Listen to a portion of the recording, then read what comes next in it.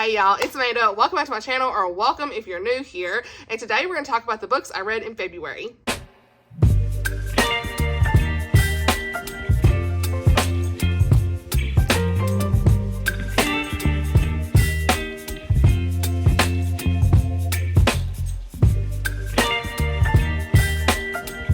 Alright y'all, so excited to be filming this video today. New little setup here. As you can see, we've got a nice natural light coming in. Nice little, TBR cart right here. Okay, we got bookshelves in the back, y'all can see. So yeah, just sitting here by my bed. We're gonna be chit-chatting. And lots of books got read in February. And before I even start, I want to say, did I read a physical book this month? No, I did not. And this is a full transparent moment to let you know that while I've read a lot of books this month, please do not compare your reading. I talked a lot about this on my Instagram recently when I posted my trackers. And I just realized I forgot to put this book on my trackers. So there's that. Okay, but this was my trackers. So part 1, part 2, part 3. And I'm just letting y'all know. When I put that on there, I was like, look, first off, all of these was audiobooks, to be honest, except like 2 or 3 ebooks. That's it. It's life. It's the season of life I'm in right now. I'm so busy. I own all these books, but hardly have time to sit down and physically pick it up. It is what it is. And so I just, being fully honest, that audiobooks really help me in my reading. If you are busy running around all these things, honey, just like me, get you an earbud. Start listening to something. I know audiobooks are not for everybody, but they really do help me get books read. It's just part of it. And it's just like I don't watch TV, right? So I'm always running around the house, listening and doing, is what I call it, chores, got an earbud in, running around. Or, if I'm working on something, I can easily listen while I'm working and all that stuff. So it's part of my routine and everything. And, when I'm driving, I'm always listening to an audiobook. I don't listen to music. And so books just naturally get read. And so, plus it does help when you listen like quicker speed. I don't know, something about it. But I just want to preface this video with saying, while it looks like I read a lot of books, 1, a lot of them were short stories or middle grade. 2, audiobooks. And I don't want anybody to compare your reading. If you read one book, you're a reader. And I never want anybody to feel some type of way because I read X amount of books in a month. I knew February would be quite a big month, but honestly, April and May is going to be like, y'all, it's going to be crazy busy for me at work and stuff, so probably not as much reading is going to get done for me just because my mental capacity is not going to be able to hold it, okay? We have a new girl that's going to be starting, and I'm going to be training her, and we're going to be busy, and so usually I listen while I work. Like I know a lot of people listen to podcasts or music while they work. Well, I usually have audiobook in while I'm working, and so that won't be happening. And so just prefacing that with this whole video with all those things, if you read one book, you are a reader. And I never want anybody to feel like, oh, she read X amount of books, I feel like I didn't read enough. No, girl, you did. You did the thing, honey. If you read one book in a month, or one book in 2 months, or one book in a year, you're a reader. And that's my TED Talk. So let's go. Okay, 3 minutes in, I've been chit-chatting too long. But I want to talk about the books I read at the end of February. And so I last ended that video, it looks like was Submerged. Okay. I don't know where I ended my video with. I'm just looking at my trackers. Yeah, here we go. Yeah. Y'all know what time it is. Y'all know what time it is. Hold on, I'm getting this set up here. All right.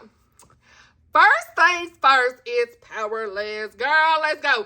So, first book I read since the last update. I told y'all I had finished it, but we didn't have the discussion. We didn't have the wrap-up discussion, all right? Because I had the vlog coming out. And if you ain't seen the vlog, I will link it. But this was, I was like, this was so good. I got 4 stars. And I mean, all I gotta say is this was a secular fantasy I needed, y'all. It really was. I read it because my friend Oshina really loved it. And a lot of other people have read it too. But all I gotta say is I need a second book ASAP. This was giving everything I needed. It was fantasy Hunger Games. And I loved it. We have trials, lavish descriptions, interviews like with them before the trials start, which was really reminiscent of Hunger Games. And there's this purging, which is the reason that they have the trials, all that stuff.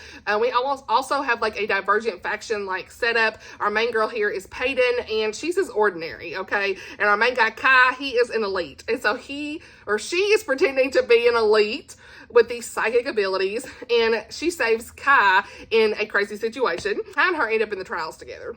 And the romance in this has the ultimate tension. It is a clean romance. I'm hoping it stays that way. But the kicker with this is Kai is someone who kills the ordinaries. It's like his whole job. He's chasing ordinary. What, y'all? I'm just saying. So, yes, this is it. This is the whole setup. And it really just scratches the itch for, like, books that you need, like the Hunger Games. Like, the romance in this, like, the descriptions, like Kai's descriptions, her eyes, and all the things, and what he says to her, it's like you're just swooning the whole time. Maybe it's just me. I don't know. The age I am, I needed this, okay? Look, I needed it. The audiobook is great. We have this female and male narration, okay? But now let's talk content and why it wasn't exactly 5 stars for me. I just didn't love the ending 100%. It was all 5 stars up until the ending, honestly. Like, the last 25%, yeah. I can't say, but I was like, oh my gosh, we gotta wait, what? How's she gonna do us this way? Which I told y'all, bet me money. I knew she would. And there was just a lot of language in this that, like, I felt like could have been taken out. It was unnecessary. The thing is, like, I don't love the way that the love triangle was done a little bit. But again, those are, like, mild things for me. I still love this. This is an honorable mention of, like, in my top books of the year, right? It's not 5-star level, but, like, it is still a really great story. It's going to keep you on edge. You got to know all the things, honey. It's got all the tea for days. And it was just a really good time. As far as any other content, there was some, definitely a lot of battle scenes, blood, think about Hunger Games and, like, the kind of fight scenes and that kind of stuff. And, I mean, it didn't really bother me. There was only one scene in the end that had, like, a little bit more descriptive that did kind of bother me a little bit. But, again, it is what it is. It was fine. Overall, I think Lauren Roberts did a really great job with this. It's engaging. It was so much fun. Just an awesome job to introduction to the series. And so I cannot wait to read book 2. I have to have it. I have to have it. Okay. So yeah, Powerless on Lauren Roberts, top tier. The next book I read was The Irish Matchmaker by Jennifer Deibel. This is her newest release. I give this 4 stars. She does not disappoint, y'all. I really enjoy her. If you're looking for also some good Ireland books to read in March, for like St. Patrick's Day, pick up her books. They are great. I'm probably going to do like an author spotlight for her on my Instagram during the month of March, just because of her settings in Ireland. And I don't know of a lot of Christian fiction that's set in Ireland. If you know, let me know. Or maybe I just haven't read them yet. But I truly have enjoyed each one of her books. And this one, while it wasn't 5 stars, it was 4 stars. It still was one that I really enjoyed. In this, we have this daughter of a well-known matchmaker, and her name's Katrina, however you say that. I'm gonna say Katrina. She is helping this widowed cattle farmer, Donald, find a wife to help take care of his family farm and his daughter. We're going to this matchmaking festival, and he's not really much for that, but he goes there just as a wish for his young daughter. It happens while he's there. It's not really what he expected. The matchmaking kind of goes crazy, and of course, them two are the ones that are gonna be matched made together. You already know that, right? But there's also like this side thing. It almost kind of felt like a love triangle, but it really wasn't. Trina is like getting to know Lord Osborne's son, Andrew. He kind of throws his cog in the wheel, we'll say, in the matchmaking. But like, honestly, I feel like it was not really a love triangle because like it wasn't a serious one, if we'll say that, because you knew this guy was a jerk, right? Like you knew who she was supposed to end up with, right? And Jennifer just has the best setting and dialogue in Ireland. I always love that. If you're not someone who is familiar with the Irish language or anything like that, I would definitely recommend the audiobook, because I listened to the audiobook of this and I really enjoyed it. It definitely helps me personally with the language and stuff like that, because I know more of like the Scottish dialect versus the Irish, and so that always helps me listen to the audiobooks for her books. But yeah, the characters are so good in this. I love a good single dad story. His daughter was so sweet. She stole my heart, and I think that the story of this really just took me. The only reason it's 4, not 5, is it took me a little bit to get invested in it. But once I was here, probably 50% in. My favorite part of this, though, is the faith content, because there's a really great portion of this that was dedicated to the Sermon on the Mount, and it actually had me in tears. And so, yeah, the faith content in this was really great as well. So highly recommend this one.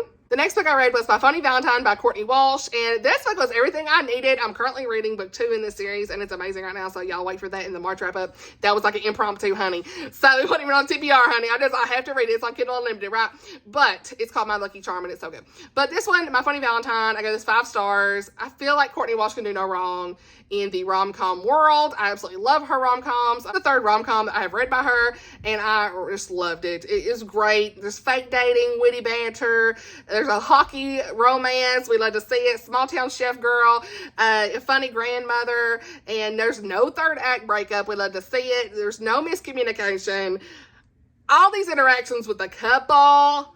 Yes, like if you want the romance to be romancing, it's here. Clean romance. Yes, girl, we love to see it. So, and one thing I'll say is I was having a really tough day, and I picked this book up, and it just gave me all the happiness and feels that I needed. And that's one thing Courtney has been posting about a lot on her not channel, I almost said that, her Instagram, is, you know, like, she is not writing hard topics. She's writing lots of fluff and good, just good feel-good stories that are make you feel happy, and that's what we want sometimes. And I wanted to pick up if you're having a hard time, because it was just like what I needed for the time too. And it's a really cute Valentine's sports romance. So I should tell you, I guess, the plot, right? About this famous hockey player named Dallas, and he bumps into our chef and restaurant owner, Poppy, okay?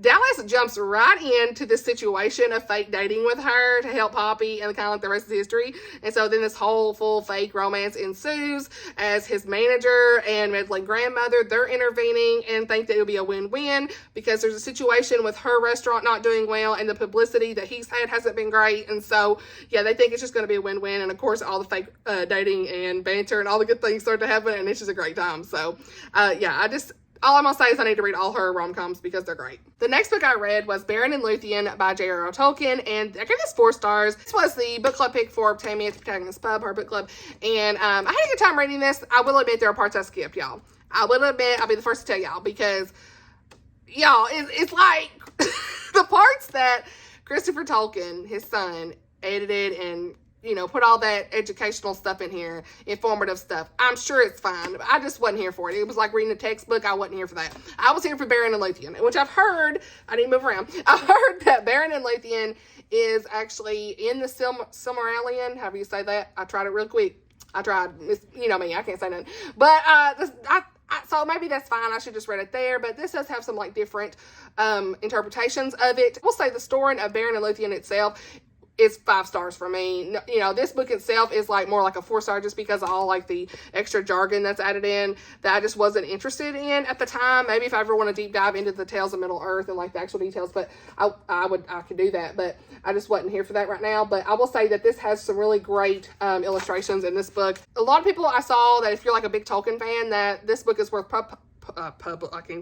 purchasing because it's got all the extra information if you're looking for that, right? What I'll say about this is the story of Beren and Luthien is really reminiscent of Arwen and Aragorn from Lord of the Rings, okay? There's a mortal man who fell in love with an elf, an immortal elf, and Beren has this quest where he has to like steal a Silmaril from the crown of Morgoth. Also, what I found interesting in this was Aragorn in Lord of the Rings is a descendant of Beren, a distant descendant. Arwen is a distant descendant of Luthien.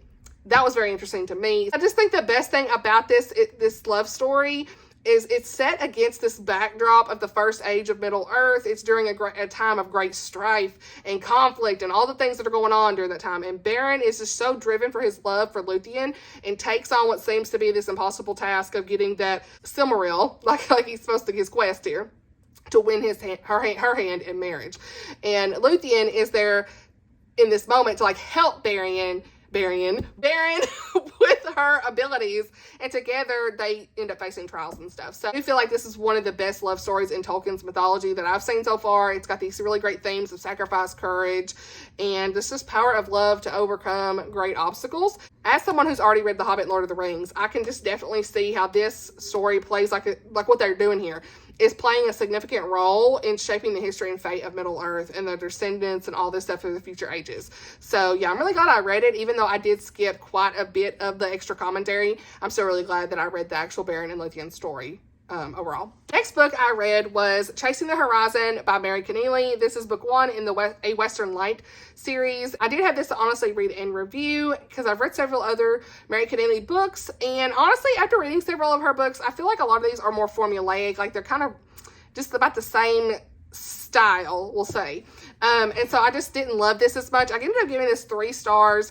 I think if you are someone who really loves a good Western Christian historical romance, this is probably going to be one you enjoy. If you've enjoyed her other books, you'll probably enjoy this. But I don't know. I think that I wasn't here for it, you know? It wasn't bad by any means. It wasn't for me, right? Say to be aware that there are some descriptions of women being sent to an insane asylums and their horrible treatments. It does bring awareness to how easily a husband could send his wife to an insane asylum back in the day, when all she did was maybe disagree with him. So in this book, we have Beth Rutledge, and she helps her mother and friend escape from the insane asylum that they were wrongfully imprisoned in. And her father put her mother away, and Beth went on this journey to save her from these terrible conditions that she endured during that time. And they end up going on the run from her father. They assume these new identities on the Oregon Trail, wagon trail type stuff out west. And then in comes this guy, Jake Holt, and he's like a wagon trail scout, and he's helping them along this journey. And Beth and Jake end up falling in love, and he's like wanting to take care of her family at all costs, that kind of stuff. And then meanwhile, we see Beth's crazy and very vindictive father is right on their trail the whole time, searching for them, right? Like, you see his point of view, and he's like, you're like, he's really crazy. So like I said, I like this book. I wasn't in love with it. I kind of wanted the ending to be wrapped up a little more. I know there's going to be more in the series. I think book 2 comes out in the summer, book 3 comes out in the fall. So, I mean, definitely check this out if it sounds like something you'd be interested in. I think I wanted to look something different with the romance. You know, awkward with them. I think that's one thing I have not loved about the romances in her books. Like I said, they're not bad books. It's just like, there's not much interaction between them, and then all of a sudden they get married usually, like in most of her books, you know? I mean, that's kind of the common thread here. And I get that's what happened during this time period. I'm not saying that, but, you know, for me, it's like I just want things to, like, be, like, them interacting more together versus, like, all the other stuff's going on. Anyway, like I said, clean romance. I recommend this to anyone who loves a good Christian, Western, historical romance kind of type stuff. With a lot more of the historical side, you'd probably enjoy this. Me on here saying all my misspellings in my reviews, y'all. I spelled her name wrong in this. Okay, anyway, so the next book I read was the one I forgot to put on my tracker. Okay, I ain't never gonna leave this down. I might have to write this in. And that is The Radiance of the Moon by Ashley Worrell. Y'all, this book came out on February 27th. The author did send me this to honestly read and review, and I really, really enjoyed this book. If you like a good, clean, Christian, medieval, Scottish romance, pick this up, okay? First off, the cover is gorgeous, right? We love to see it. In this, we have this Scottish protective hero and an Irish widow. There's lots of Scottish dialogue and history, political intrigue, and clans and all that type of stuff in this. So you know this is right up my alley, right? So it's almost like Ruth and Boaz inspired in this as well. It's not a direct retelling. I had asked Ashley about that, and she said there's some elements that inspired this story, but it's a unique story in itself, okay? It had great faith content, and the forgiveness and the redemption in this is so good. The very first chapter, you are just fully captivated by this because it's from the male's point of view, and you were seeing how the Lord is working in him, and it's just so good. It was so good, and like, he needed God, he really did. And I love that this also was kind of inspired by Ashley's story as well, her own personal story. And so this is her debut novel. I'm looking forward to more in the series, and now let me tell you, like, the plot and everything. So this book is set in the 1300s, and if, like I said, if you love good medieval Scottish romance, you're gonna love this. Pick it up. It's hard to find that, especially like the ones that are clean. It's really hard to find that. So this is a clean romance. I became interested in the story when my friends recommended it to me, and then I connected with Ashley, and she was like, hey, I'd love to send it to you to review. And I'm so glad she did, because you know I'm not taking a lot of reviews right now, so like I'm taking a risk anytime I do, just because I'm so busy and stuff. And I'm so glad that I did, because this did not disappoint. As someone who loves Scotland and Scottish romances, it was like an Amanda story. In this, we have Chieftain Hector and this Irish widow Cara. Okay, she's been through a lot, and Hector, he struggled with drinking and a past reputation that's less to be desired. Okay, and Cara, she's went through spousal abuse for 10 years. So there is trigger warnings here.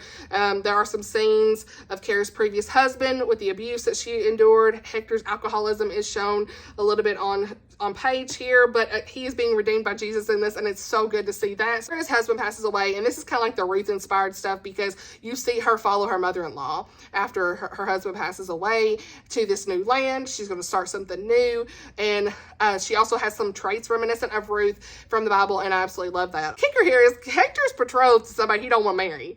He ends up being Cara. They fall in love, and he has to decide what he's going to do. And that's it.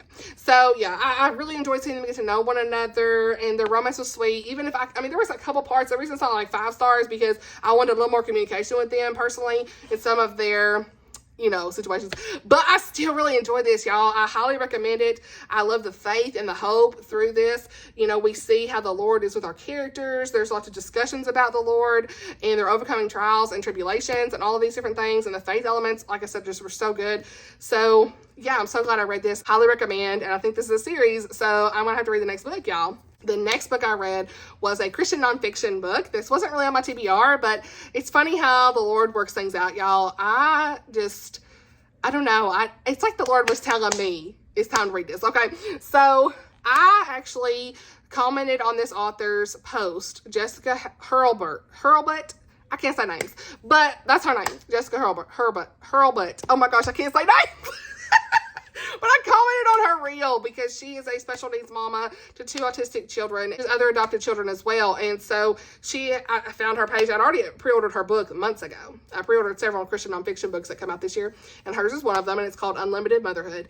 And she reached out to me after I was kind of saying something about my son and his autism and our journey. And she said, hey, I'd love for you to be on a launch team. Would you like to apply for that? And I was so busy. Like, I was like, I can't take that down. But I was like, the Lord was telling me, you need to do this. You need to do this right now. Like, just drop everything and do this. I'm so glad I did, because when I read this book, y'all, I'm going to get a physical copy because I pre-ordered it, like I said.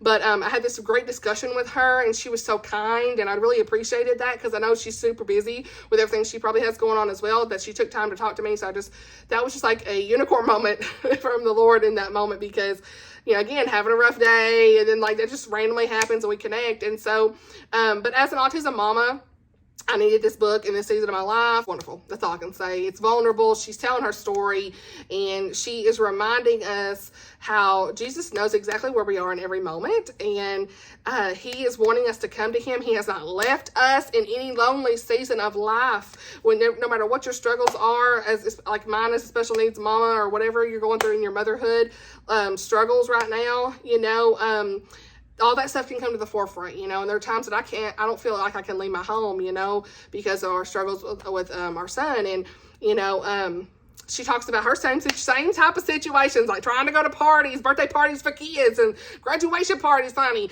It's always a mess. And I'm like, girl, I feel seen. So, but I just have to say, you know, she reminds you that even in those moments, hasn't left you, and you feel this fear of for your child's future, or you're looking at all the families on social media and you're comparing yourself to them, and like you're not doing enough. The Lord is with you throughout every moment in that struggle. He's right there in the midst of it all. And this book just reminds you of all those things. And this has just 12 great points that provide really great insight to everyday practices that we can do as mothers and for our families, and how the Lord will use us even in moments of isolation, seasons of isolation, hiding, loneliness. He can still use you. Like, I feel like even though this is a vulnerable moment, but even though there are times I can't get out and maybe get to church or go do things and don't feel comfortable taking my son, like I'm still able to communicate with you guys. And sometimes I feel like the Lord is working in this channel, in this space, right? A lot of y'all have said that in the comments, and this book reminded me that the Lord can use you in any season. And I'm just sitting here in my house doing content, you know? And so it's such a different perspective. You know, my son's autism diagnosis has been a roller coaster of emotions. We don't know what his future holds, but we're continuing to work on things every day so that he can be the most successful he can be in his future. We have good days, we have bad days. Book, a direct quote, God is on the battlefield with us in every situation. Jesus fought for us 2,000 years ago and won. He will supply the strength we need to stand. Amen. It was so impactful, and reading her stories about her children's diagnosis and the journey that she and her husband went through was just so relatable and encouraging to me. And so I'm so glad I read this. I know I went on a little tangent there, but it is so good. And if you are someone, I know some of you have said, you know, that you can relate as special needs parents as well, even if it's not autism, if it's something else, another disability. I highly recommend this book, because really any mother could read this, not just special needs. But there's like the extra bonus here. If you are a special needs mama, like, it's really going to touch you. And I'm just so glad that I read it. You're going to find that extra encouragement. And I can see myself rereading this several times. I had to lean back because my back, y'all. But we're just chit-chatting. So the next book I read here was Inside Out and Back Again by, I can't say this name. I should have looked this up. I feel bad. Thanhha Lay. Thanhhalai. That's how you spell her name. Okay. Middle grade story told in verse. It's a poetry style, and it's about this young girl and her family. They go to Alabama, and they are refugees after the Vietnam War. And I think this story is a very powerful testimony of what they went through. Many struggles here where they're trying to learn English, how to interact with others, eating new foods, attending new school, dealing with bullies for their differences and prejudices, all those things in town. Their father is missing from war, and their family is trying to grieve not having him around. And we see them kind of work through their pain and struggles and how to learn to live in America. And so this really brings awareness to refugee families and what they go or went through during this time, and it was a really moving story. This would be one that would count for the prompt for middle grade March. That is a refugee or immigration story. Look at my notes for this so I can be clear.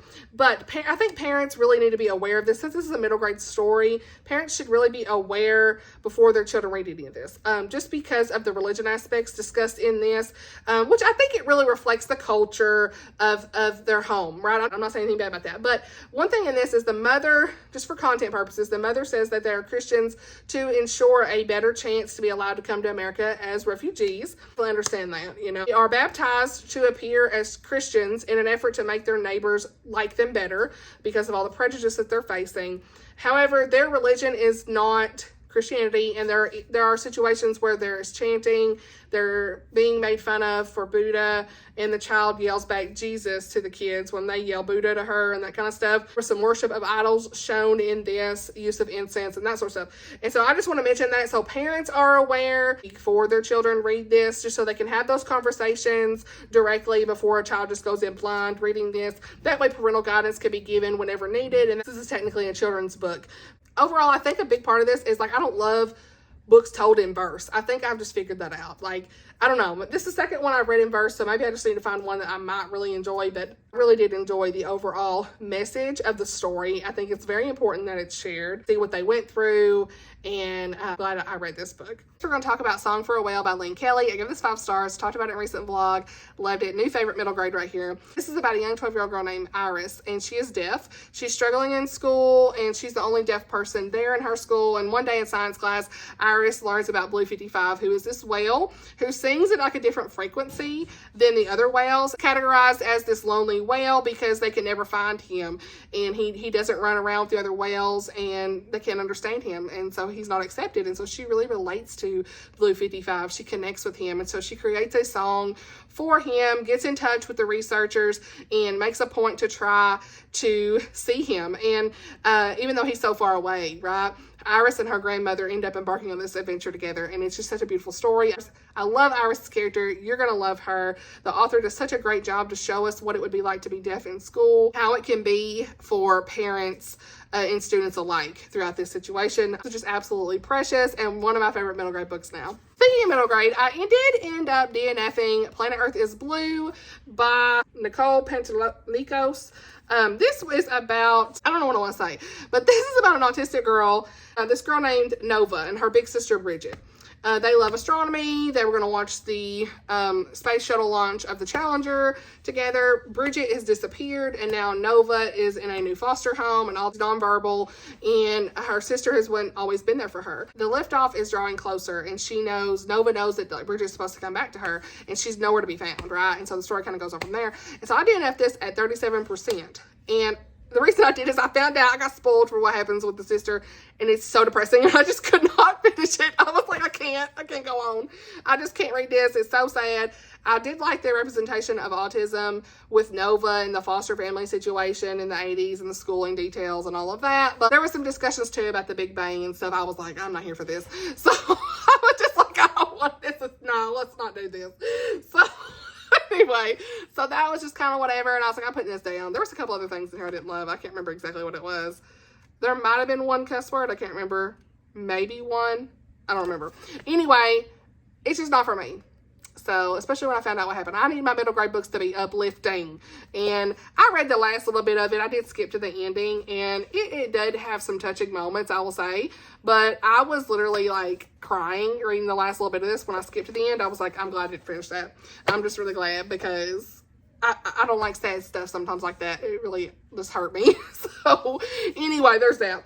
On a more positive note, y'all, I read Lights Out by Natalie Walters. This is a 24 and 2024 book that Blake picked. We love to see it. Look at me getting, I think this is the third one I got done. So this was so good. This is a Christian romantic suspense. It's a wild ride, y'all. It's a great start to a series. I'm definitely going to read the rest of the series. I don't own the other books, so I'm just going to probably listen to them on audio. I'm not going to purchase them, but I'm going to listen to them on audiobook. It's very fast-paced and more suspense than romance, but I know that the romance is probably going to be romancing going forward. So this had a really great dab of second chance romance thrown in here. Things are kicking off at the end here with the romance, so I can't wait for book 2. I'm going to try to read it sooner than later. I'll probably just pick it up on audio maybe midway through the year. We'll see. Very unique one because it had this really cool team, the SNAP Agency, and that stands for Strategic Neutralization and Protection Agency, okay? Work together to combat terrorism and cybercrime, and it's something I don't normally read about. Really interesting. You don't see that a lot in the romantic suspense books I've read so far.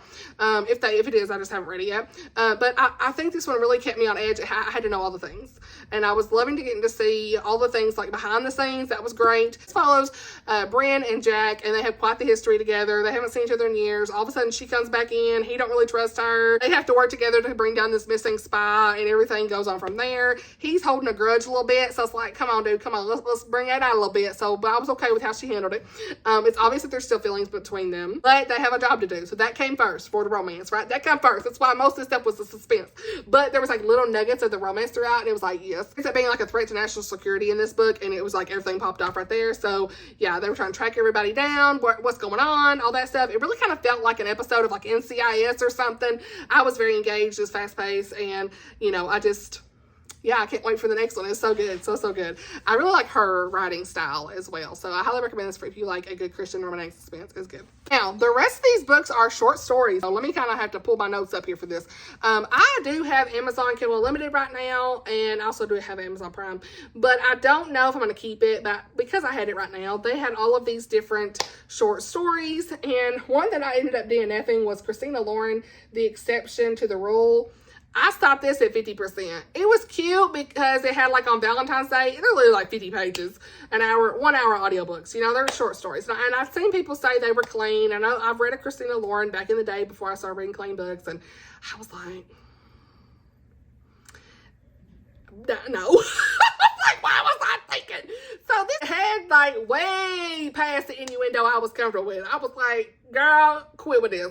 So the whole first half I was cool with because it had this girl and guy, I don't remember the names though, forget the names, but they were emailing back and forth, and like I think one of them emailed the other thinking it was a teacher, and like they kind of started a tradition somehow of emailing each other once a year on Valentine's Day saying Happy Valentine's Day, and they didn't know who they were and all this stuff. Well, after all that ends, they emailed for 7 years. Like, it's so unrealistic, but they did.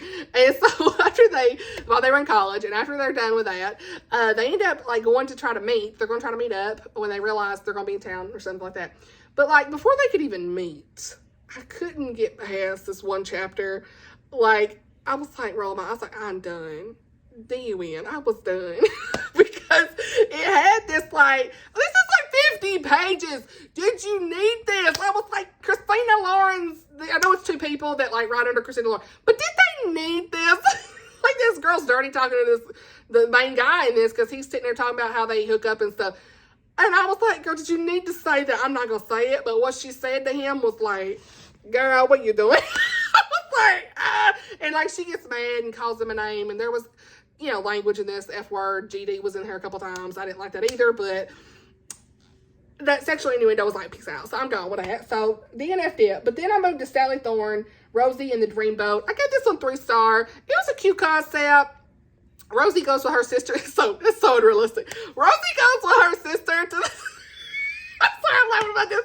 She goes with her sister to this like exclusive spa and gets stuck in this flotation tank with this, and then this handsome fireman comes in. Now, y'all know I like the fireman romance. I was like, okay, I'll keep listening, to rescue her. And it was like, whatever, right? It was just, you know, but she's having this panic attack inside this this tank, and he, you know, because she had this past experience when she was locked inside a tank by these bullies or something back in the day. And so this guy, Leo's his name, he keeps her calm and all this stuff, and like they had some funny banter. It was cute for a short story, I'll say. I didn't love the language though. There were some F and S words, and 2 times they said GD. I don't think we need that. Peace out. Definitely didn't need the F and GD. Like, if you had the S word in it, whatever. But, like, we didn't need that. So, moving on. But, yeah, it was all right. And then, I don't know where I'm at. I feel like weird talking about these because they're just so random. But they were free if you had Kindle Unlimited, right? Well, we're going to move into some better ones. Because the romance ones, I was like, I ain't reading the rest of these. I did read another one in this. That was Soraya Wilson. I got 3 stars. It was fine. It's Scotland, Instant Love. I read that in January. So I read 3 out of that series. Well, then comes February 29th, our leap day. Your girl was like, I'm going to get this done. And so I was listening to the new historical fiction ones, the women, about women, and I really enjoyed these. First one I read was The Forgotten Chapter by Pam Jenoff. And what's cool about this is, like, I've never read these secular historical fiction authors, and I've heard good things about Pam Jenoff's books, and I'm definitely gonna look into reading more of her books. And it's like cool because you get to see how the writing style is in just a short story, right? And so I really enjoyed this one. It made me want to pick up more about her for sure. Her story set in 1943 London by all about this woman named Paige Miller. And she's a worker at this department store called Selfridges. I don't know how you say that. But she falls in love with this guy, Danny, an American soldier, and he comes by the books counter every day and talks to her, and it was cute. But they start to fall in love, but there's like a war secret thing. Kind of impacts their lives and stuff together. But we really see how, in this book, how Paige's decisions in the war really impacted history in that moment. And it did have some sad moments. I did shed a tear, I will say. But it was a very impactful story. So I really want to read more. Like, if she could do this in 44 pages, girl, I need to know more of her books. And I love the covers for these, by the way. The design that they did for these are great. I read was Amelias Shadow by Marie Benedict. Now, Marie Benedict co-authored The Personal Librarian. I've read it, really enjoyed it. So I still want to read more by Marie, but this was actually really interesting to me. It was all about this lady named Ruth Nichols, who is friends with Amelia Earhart. And I've always found it fascinating about Amelia Earhart. You know, she disappeared. We never knew where she was, and probably she crashed in the ocean. So people have said, and I think they've just come up saying they think they have found her wreckage, of her plane somewhere. So, but this was about that woman who's friends with her, and they both try to make records in flight together. I can't talk. But during this time in history, it's really hard to stand out and do something like this for a woman. And so it was really, really cool to see this. They're great friends together. They support each other. And in such a short story, like, again, they just pack so much. This author just packed so much in such a short story. Everyone knows Amelia's story, right? And so, like I said, so it's shown here. If you've not read her, this is a really great little short story to read to kind of get a sampling of her writing and stuff, like I said. This one I read was Fires to Come by Asha Lemmy, and I didn't love this one. I got a 3-star. It's set in the early 20th century New York City, and it's about this girl named Carlotta, and she is abandoned as an infant. She is now the Black adopted daughter of an Italian mafia Don, is what they called it. Italian mafia Don. I don't know what that really is, but he's in a mafia. And her family situation is very tough. Her oldest brother refuses to have anything to do with her, never quite fit in within her neighborhood. So she decides to really try to figure out where she belongs, no matter the price that she pays for it, right? And all that was fine. It's just, it felt like disjointed in such a short story. I didn't really love the betrayals of what happened in this story in the ending. And I understand why she did what she did, but I don't love how it was expressed in this. You understand what she went through and trying to, like, see why what she did was justified. I didn't love that personally. And so I did like the writing though, so I might try another one by this author at some point. There was language in this one use of GD. I notated that in my review. So I like the scenes here mostly of Carlotta and her mother in this little short story of, like, telling her how she got her to be part of the family and that kind of stuff. Yeah, it was just fine. I think there are 7 of these, and I read 5 of the 7, but this was my favorite of the ones I read, and it's Fallen Grace. And I don't know how you say her name, but it's Sadeqa Johnson. Sadeqa Johnson. I gave this 5 stars. Very impactful and such a short story. It was so good. And this is an author who wrote I think The Yellow Wife and House of Eve. I haven't read these books. I know they're hard-hitting books. You have to be like really prepare yourself and for the content and the warnings and stuff, the trigger warnings of these books. But I know they're important reads. A lot of people have enjoyed them just because of the impact that they make and make you just really learn a lot about that time in history. And so this is about a single mother named Bubbles, and she's in segregated Virginia, and she's pushing back when her family sent her away after she found herself pregnant, and she intended to give up the baby where she was at and then return home so she doesn't shame her family. But once she has the baby, she can't do that, right? She's like, I'm gonna keep my baby. Her father is a Southern Baptist minister, so they don't want anybody to know anything about this. And so Bubbles is standing strong and deciding to keep her baby, and she escapes from where she's at, and she just doesn't really know what to do. Her and her friend are kind of on the run. She ends up deciding to use her talent of singing to make some money so they can kind of move on and maybe go to California. But some things kind of happen, and you know, we'll see. I can't really say, but some things kind of happen in the midst of that. Either way, she stands up in such strong courage for her daughter in the ending that I teared up. And the last, I'm glad I did a mid-month wrap-up. That's all I'll say. The last one I had was Barriers to Entry by Ariel Lawhon. I gave this 3.5 stars. This is very interesting. It's like a historical fiction mystery. Lots of information on forensic science in this and investigations from that time period. It's a fictionalized story based on Frances Glessner Lee's studies. So she was a real person in history. She was an American forensic scientist, and she was very influential in developing the science of forensics in the United States. So this was interesting. I really liked it. Story, Frances is 67 years old in 1945, and so she's this new Harvard instructor with 6 male students. And so she creates this crime scene and gives them 90 minutes to solve a real-life murder that happened. I enjoyed this overall. It kept me engaged, my interest. I was really interested to like learn more about this. I could have read a whole novel about this, honestly. But it wasn't my favorite because, like, while she's certainly teaching her students to think outside the box, you don't even know who committed a crime, really. Like, what happened? Did I miss that? I mean, tell me if you read this, tell me if I missed it. But I saw other people saying we never knew who killed the people. So I was like, wait, is that the whole point? Are we not supposed to know? Like, am I missing something? Probably. So, yeah, but that's why I was like, whatever. So it's 3.5 stars. It's fine. So, yeah, I'm glad I read it. But anyway, that's it. That'll do it. Thank you so much for watching. Let's chat below in the comments, as always. Have you read any of these books? Are you going to read any of these books? That sound interesting? All that good stuff. All the books will be linked down below, as always. And I appreciate you all watching, and I'll see you on my next video. Bye, y'all.